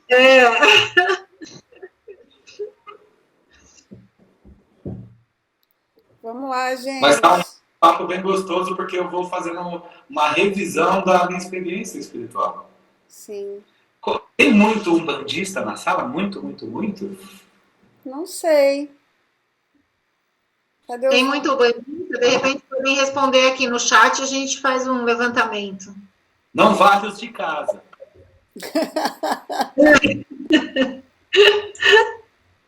Já que ninguém está perguntando, o que te levou para isso tudo, para esse caminho? Como que você chegou nele? Se eu fosse usar só uma palavra, é maluquice. Ah, concordo. Você sabe que quando você vai cultuar a espiritualidade, além de cultuar os orixás, a gente também faz culto à nossa ancestralidade. E aí, no culto de ancestralidade, o meu pai ele era um bispo mórmon. Ele era um líder da igreja dele. Só que quando a gente vai trabalhar a nossa espiritualidade, o nosso espírito ele fica procurando refinamento, ele fica procurando um local onde faça sentido na minha cabeça e no meu coração. E aí eu achei a minha liderança, achei a minha espiritualidade dentro do terreiro. Por que eu estava perguntando se é muito bandista? Porque justamente por conta dessa história. Quando você chega num terreiro, quando meu pai falou, vai para um terreiro, sabe o que ele me falou? Não vai, menina, porque dentro do terreiro só tem gente pobre. Quando ele me falou isso, a gente morava de aluguel numa casa que deve ter, sei lá, 5x5, com 5 irmãos, pai e mãe, de aluguel, tá? E aí eu falei, poxa, homem meio teimoso, né? A gente é mais teimoso. E aí eu fui escondido. Só que eu gravei aquilo que meu pai falou, porque foi um preconceito, uma palavra tão feia, né? E eu, para até entender o que era pobreza diante daquilo que a gente vivia, quando você cheguei no terreiro, você é bem acolhido, você é bem recebido, te dão um abraço, te mostram as coisas, te abrem um sorriso, você se sente especial. E aí, como meu pai era uma liderança na igreja dele, eu via como eles tratavam as coisas, a primeira coisa que eu pensei, o que isso pode me ajudar na minha vida? E não incorporar ou não ver os guias, eu já tinha contato com o espírito, só não falava para ninguém. Porque senão ia me chamar de louco e doente. Daí eu preferi ficar quieto. E aí eu me fiz essa pergunta. E aí eu comecei a juntar as informações que me deram dentro do terreiro. Me falaram que a Umbanda foi fundada pelo Zé, em 1908, pelo Caboclo Sete Encruzilhada, que tinha 7 linhas, que era muito bonito. E aí eu comecei a juntar tudo isso e eu quis saber aonde isso poderia me ajudar. E aí eu comecei a pensar Umbanda. O que a Umbanda é feita? Igreja Católica, a gente reza Pai Nosso, Ave Maria, tem as imagens católicas no Congá, onde a gente aponta para São Jorge e fala que é Ogum, tem a Senhora Aparecida que a gente fala que é Oxum, e assim vai. A gente tem os nossos guias, que são espíritos de luz, que passaram na Terra, que viveram as suas histórias, consolidaram as suas vitórias, alguns com apelo popular para atrair gente, que são os espíritos de luz, e o terceiro, os orixás. Quando você faz a junção dos três, eu tenho a Umbanda. E se não entender que a Umbanda é a junção desses três, você não consegue extrair o seu potencial, tudo aquilo que a Umbanda carrega. Porque o que mais. Como eu consegui estruturar isso? A primeira coisa que me falaram que a Umbanda possuía 7 linhas. E que diacho de 7 linhas? Nem sei soltar pipa, que negócio é esse? E aí, quando eu perguntei o que era a linha, eu entendi que era um campo de luz, que entre o Aie e o Orum, entre o sagrado e o profano, entre o céu e a terra, eu estou usando todos os termos para todo mundo entender, que vinha do plano espiritual, por essas linhas, o meu guia, o meu mensageiro, até a gente, para incorporar na gente. E aí eu entendi toda essa estrutura para poder, as 7 linhas. Falei, olha, que legal. E aí eu fiz uma pergunta que deixou bastante, que era muito novo no terreiro. Acho que eu tinha 16, 17 anos. Eu falei, escuta, quem que é o dono dessas linhas? É Deus? Aí eu falei assim, não é Deus. São os orixás. Aí eu polemizei, igual a Jane falou, que gosta de polemizar. Eu falei assim, os orixás são donos da linha? Eles falaram, são. Eles vêm na linha de Ogum, de Oxóssi, de Xangô. Então essa estrutura eles desincorporam? Sim. Então nessa linha, se o orixá é dono da linha, o que a Umbanda faz pro orixá? A gente canta e dança. Eu falei, só isso? Se ele é o dono, eu quero falar com o dono, porque daí eu vou melhorar minha relação. Eu pensava numa estrutura corporativa. E é isso. E aí eu fui querer perguntar, quando eu perguntei sobre o orixá, falaram que eu tinha que procurar um terreiro de candomblé. Para mim o candomblé não tem problema nenhum, tem muita casa de muito axé, muita gente maravilhosa, eu não tive contato, não consegui, mas consegui conhecer uma pessoa, que foi o Babá Wilson, e aí eu fui conhecendo o terreiro e estruturando essa vivência. Por que tem esse contato com os orixás? Porque tudo começou lá. O umbandista ele tem que saber de onde veio a sua história da Umbanda. Não veio do Rio de Janeiro com o Zélio, não. A gente não cultua a espiritualidade dos índios na Amazônia, não. A gente cultua a espiritualidade dos escravos na senzala. A gente cultua essa de gente negra. A gente cultua a espiritualidade de gente escravizada. De onde começou isso? De escravos, sim. Escravos umbandistas, não. Candomblé é simples, vem de uma palavra que se chama candombile. Candombile significa casa de oração. Depois que virou uma religião. O candombile sendo casa de oração. Você imagina vendo escravos da Nigéria, do Togo, do Benin, enfim, do continente africano, cada um falando iorubá, inglês, francês, misturado junto com os brasileiros, dentro da senzala, tentando cultuar seus orixás. A igreja católica, o padre falando que não podia. Aí todo mundo, a maioria pelo menos conhece a história do sincretismo, que colocava na mesa, colocava uma imagem cristã em cima e o assentamento, as ferramentas do orixá embaixo, eles dançavam em volta celebrando o seu orixá. Por isso que nasceu o sincretismo. E sabe qual é uma curiosidade? Os terreiros de candomblé não têm sincretismo nenhum. E a Umbanda tem, e a Umbanda não estava presente lá. E aí a gente vai cultuando a nossa Umbanda com a mistura de tudo isso, desses escravos. E quando você não conhece o processo histórico, você não consegue estruturar de onde vem o seu axé, a sua força. A Umbanda não pode começar a inventar nomes diferentes, falando que é Umbanda branca, Umbanda sagrada, Umbanda não sei o quê, como se as outras fossem negras e matar as crianças segunda-feira. Porque a estrutura é a mesma para todos. Se você faz de uma maneira diferente, o nome ainda continua sendo o mesmo. Umbanda. Qual que é o princípio da Umbanda? Ajudar as pessoas. Tirem esse nome caridade. Caridade machuca o médium.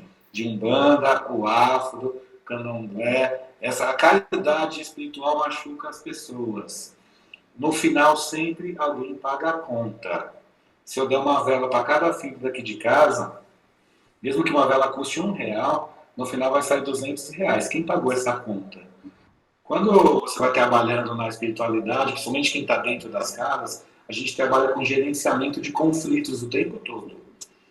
Um bandista que ele é o mais corajoso, que está de peito aberto, não tem ainda suas estruturas espirituais definidas, ele acredita de verdade que o caboclo, ou o Exu, ou o boiadeiro, ou o baiano, ou o marinheiro, o Cosme Damião, vai resolver tudo. Não resolve tudo, não para as pessoas, mas para a gente. Existe um ditado iorubá que é muito importante, que é de Ifá, que a gente se aplica a tudo, que nenhuma faca é tão suficientemente amolada que consegue cortar o próprio cabo. Vocês sabiam que o que a gente possui de axé, principalmente na Umbanda, os nossos guias, nossas entidades, é para servir, não é para se servir. Você vê a pessoa literalmente na lama e consegue ajudar as pessoas e não consegue se ajudar. Já se perguntou isso? Quantos médios você conheceu? Não, eu sei tudo, eu jogo para mim, eu faço um ritual em mim, ou eu incorporo e meu guia resolve tudo. Eu conheci dezenas dele. Ele só está furando uma regra, que ele precisa de uma outra pessoa para cuidar dele. Se ele não confia em alguém, tudo bem, mas ele não pode fazer para ele. Todo mundo de casa sabe que é comum eu fazer um banho de ervas, é uma das minhas especialidades com o sangue. Eu faço banho e eu sou o único que não tomo. Por que não toma? Porque só vai funcionar com o meu ego. Eu não sou Exu que tem olho na nuca. É a mesma coisa que eu dar passe em mim. Você acha que eu vou querer coisa ruim pra mim? Você acha que eu não vou querer puxar meu saco? É super importante a pessoa espiritualizada entender os limites da espiritualidade. Eu tenho axé para cuidar de 1 milhão de pessoas. Para cuidar de mim eu não tenho uma gota. E nem juízo. Eu preciso do meu sacerdote para cuidar de mim.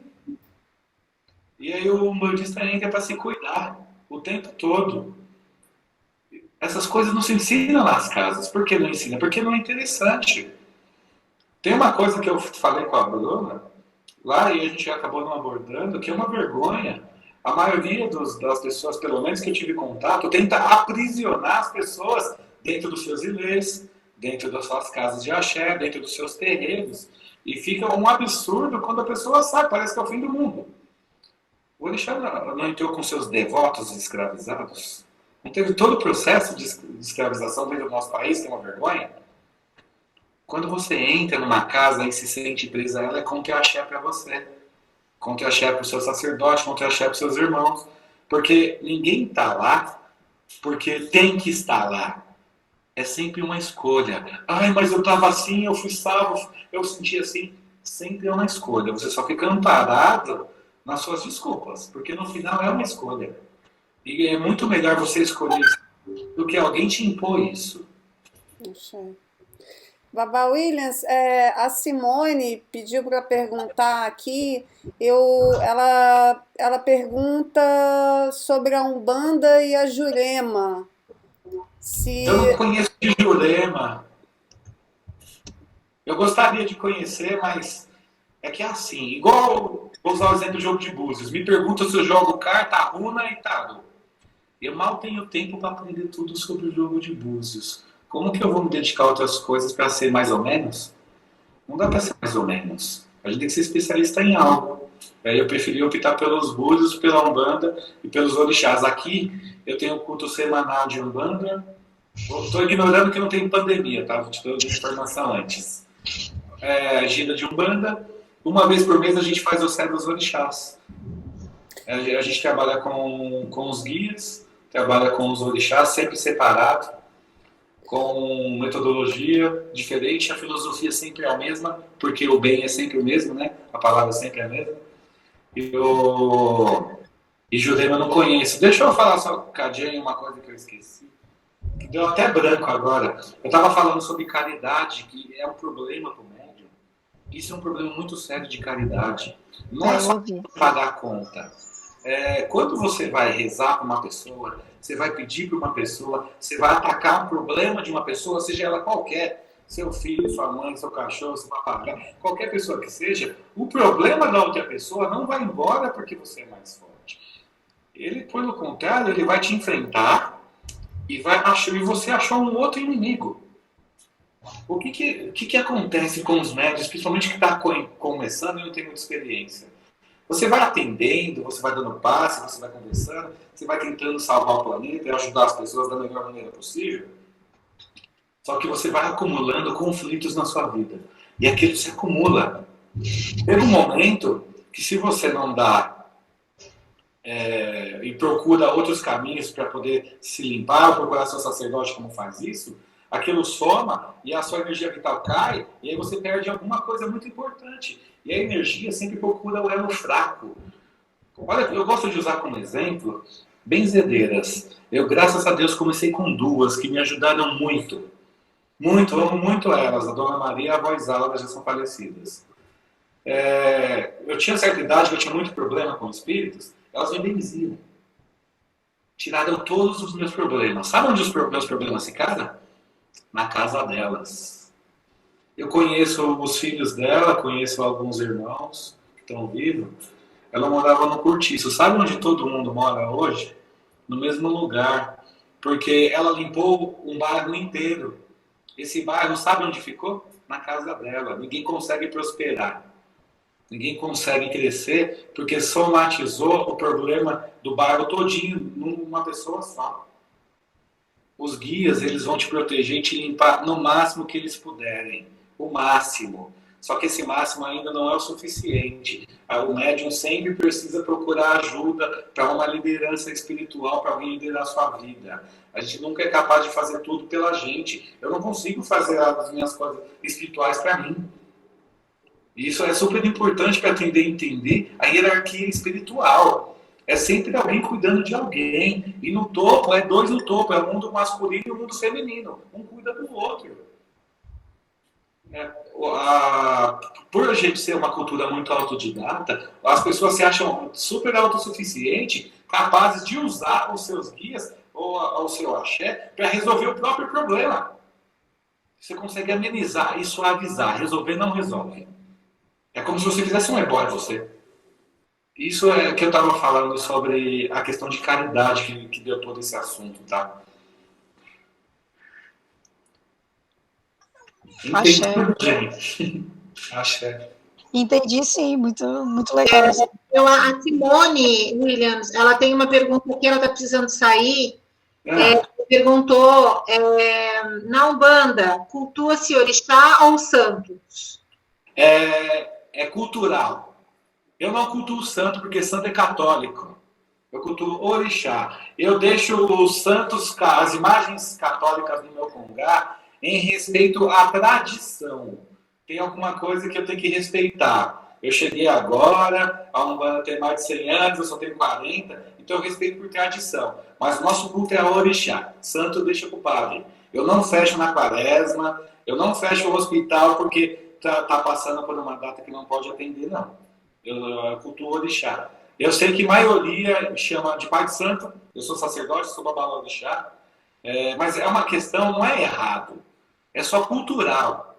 É comum falar santo, mas não está correto. É uma questão cultural que as lideranças deveriam trabalhar isso dentro da sua casa. Aqui, todas as pessoas, quando falam santo, eu corrijo. Eu falo santo? Não, orixá. Orixá. Eu não canto para São Jorge. O meu Ogum não nasceu na Capadócia. Ele foi em Fé. Boa, essa é boa. Você já ouviu falar no termo zelador? Já ouvi, é um termo comum. Para mim é estranho. Zeladora, se você zelar pelo santo, eu acho muito legal. Mas assim, ele não tem algo hierárquico que possa, algum cargo que eu consiga ter uma conotação. Para mim é um sacerdote. Mas eu já ouvi falar assim o termo zelador. Boa noite. Até o povo de Brasília está online. Boa noite, Babá William, Mojubá. Axé. Em relação a essa questão da Umbanda, uma pessoa que trabalha com Umbanda, tem os seus guias, tem todas as suas coisas e abandona tudo que construiu ali, né, as correntes que foram criadas, equilibradas e tudo mais, e simplesmente abandona porque virou de outra religião. Quais as consequências para esse tipo de coisa? Bom, primeiro, ancestralidade, tem a questão ancestral. Como você não... Porque todo mundo acredita e entende-se por missão. E quando você deixa a sua missão de lado, você ainda continua dentro da mesma árvore, né? Tem uma família. Para alguém vai sobrar. Não, mas não existe consequências de você ser punido por isso. Existem consequências de a sua energia se minguar. Quando eu não estou teatrando da minha espiritualidade, quando as pessoas falam que não entregam essas coisas, não está em ordem, a sua energia mingua, ela fecha. Ah, mas eu mudei de ideia, eu voltei. Eba, não faz assim, tá? Você voltou agora, será que é a mesma pessoa? Não é a mesma pessoa, até porque o tempo é diferente. A energia vai desabrochando. E tem momentos que não se abrem mais. Por exemplo, tem guias que é capaz de você nunca mais incorporá-los. E engraçado, eu tenho uma visão do povo da África sobre a Umbanda. O nosso sacerdote, Baba King, ele entende a Umbanda como um culto à ancestralidade. É um culto aos nossos ancestrais, porque são pessoas que viveram a história do nosso país. É isso, senhor? Deixa eu ver se não tem mais nada. Isso, obrigado.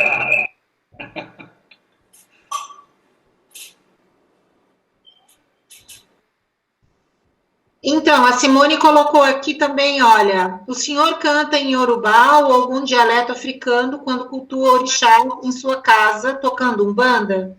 Corrigindo, santo, não, guias. É o que a Umbanda cultua?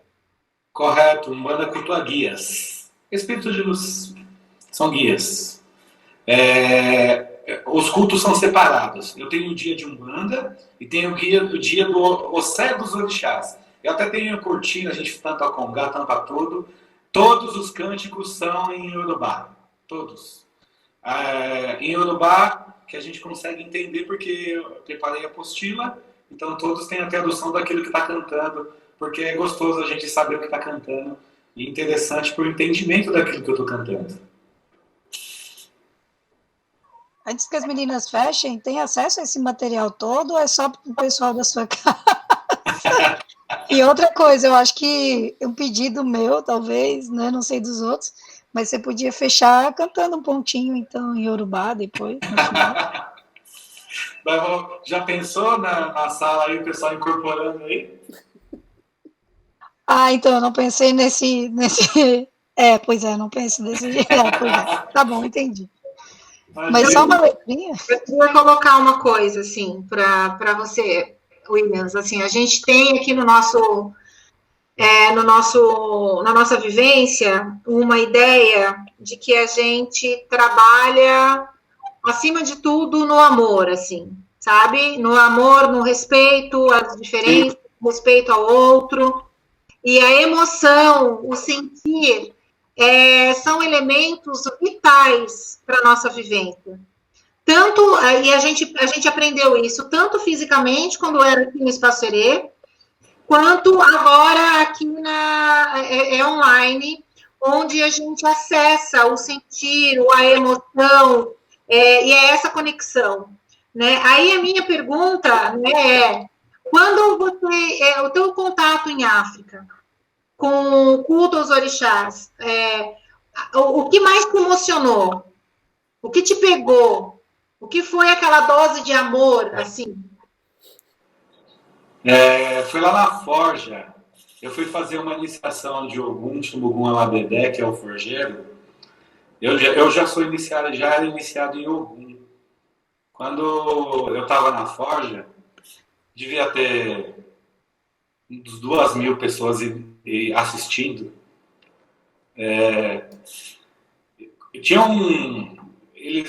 É comum nas forjas ter uma bigorna, né? E na bigorna você forja as ferramentas. Lá é como se fosse uma pedra. Não, é uma pedra. Eu esqueci o nome daquela pedra. E você forja as ferramentas em cima dessa pedra. E aí a iniciação você faz sentado ali. Quando eu estava ali, é como se eu tivesse me teletransportado para a primeira iniciação que eu fiz lá atrás, quando eu tinha 17, 18 anos, foi a primeira iniciação de Ogum. E me emocionou muito tudo isso, porque eu estou num lugar onde 30 mil quilômetros de diferença, numa outra cultura.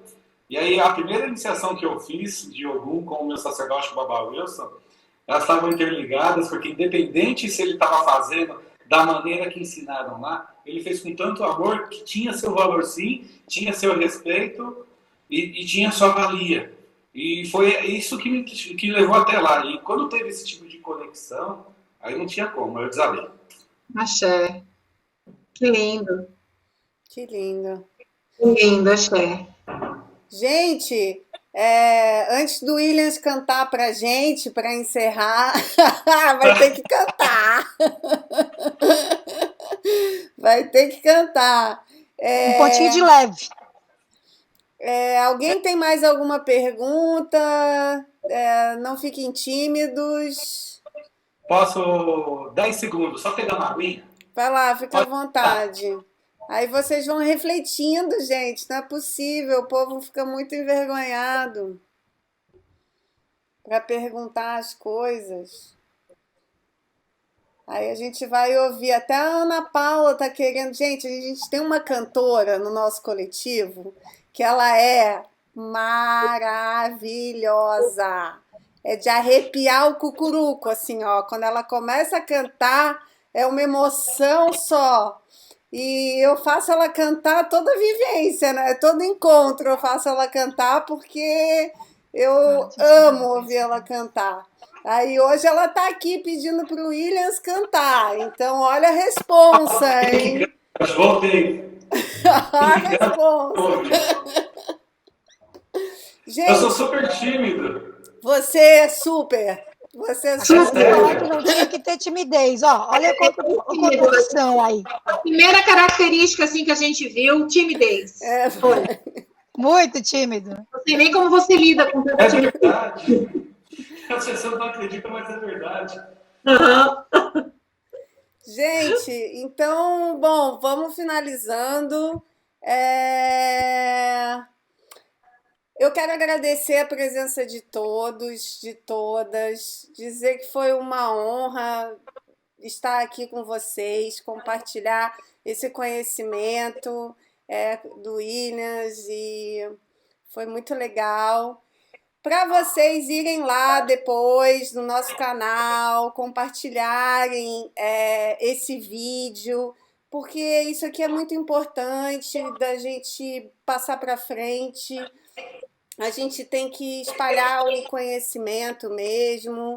E boa noite a todos, gratidão, axé. Aqui está o pessoal já se despedindo. O contato do William está aqui nas nossas conversas, né, Ni? Então, gente, antes do William cantar, né, eu gostaria de lembrar a todos também que, além do canal, nós temos o nosso Instagram, que é Vivência.iabás, nós temos o nosso Facebook, Vivência Iabás, o nosso canal Coletivo Vivência Iabás. Todos os contatos do William já estão nas nossas páginas, nas nossas redes sociais. Também queria reforçar o que a Bruna pede, de vocês curtirem, compartilharem o nosso canal. E para fechar rapidamente, eu queria agradecer a cada um de vocês aqui presente, cada um de vocês porque estiveram aqui, porque eram para estar. Agradecer ao William, foi incrível. Eu, particularmente, eu tenho certeza que Bruna e todas nós saímos muito fortalecidas do nosso papel e do que nós fazemos aqui na cidade. Isso, para mim, é um engrandecimento, é um axé muito importante e que realmente veio na hora certa, né? As coisas realmente vêm na hora que elas têm que vir. Então, muito obrigado. Axé, curtem, compartilhem no canal, parem Vivência Iabás por todo o planeta. E Axé. semana que vem a gente está aqui. Venham. Toda segunda-feira nós estamos aqui bem firmes. Axé. William, seu lindo, pode cantar. Agradeço, meninas, o convite. Espero que eu consiga agregar alguma coisa aí. Parabéns pelo trabalho de vocês, é admirável. Até me questiono se vale a pena depois vocês fizerem uma migração do terreiro, porque isso daí que vocês fazem tem um valor imenso. É mais fácil o orixá estar aí próximo de valores do que estar próximo dos seus rituais sem os valores. Tem o povo de casa, sabe? Tem um orixá aqui que o pessoal... A gente canta onde o pessoal fica tudo doido, que eu posso cantar e depois vocês me falam que é o orixá, qual é o orixá. Tá. E depois eu vou pensar se eu posso, eu não sei se eu posso, porque tem coisa que eu preciso consultar, posso passar até a versão. Onile Kile Shekunfoya, epa! Onile Kile Shekunfoya, epa! Oya pere biebo, oya pere shimon shelaya, oya vino borabi asho, atikere, atilekun komatoya la medio. Onile Kile Shekunfoya, epa, axé, epoiá. Ilanga bilushani, le bafana mazibu yezinkomo. Zo baba.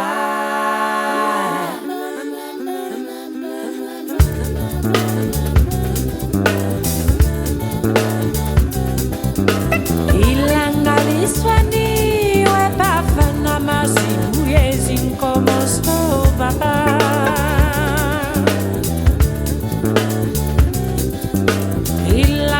Iswani, we bafana mazibu yezinkomo zo baba.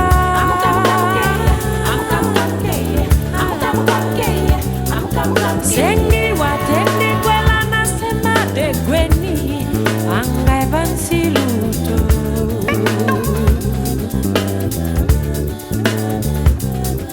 Sengi watende kwela nasema de gweni, anga evansiluto.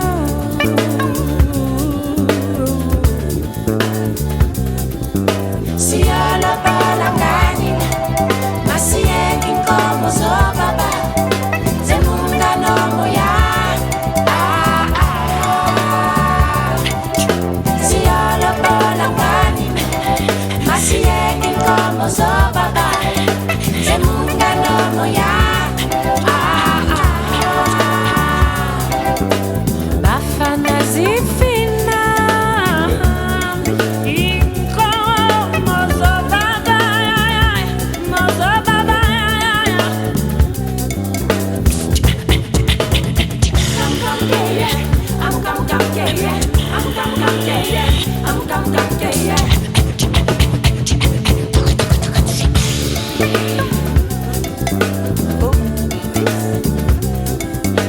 Bafana zifina,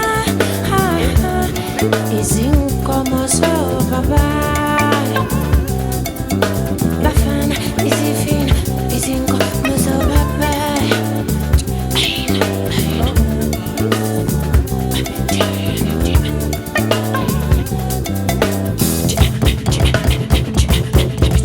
Siolo polangani, masiegi como so baba, zemunda no moya. Siolo polangani, masiegi como so baba, zemunda no moya. Siolo polangani, masiegi como so baba, zemunda no moya. We bafana tatani sindu, we bafana tatani sindu, we bafana tatani sindu. Siya mbeki zinkomozo baba, esingangeni.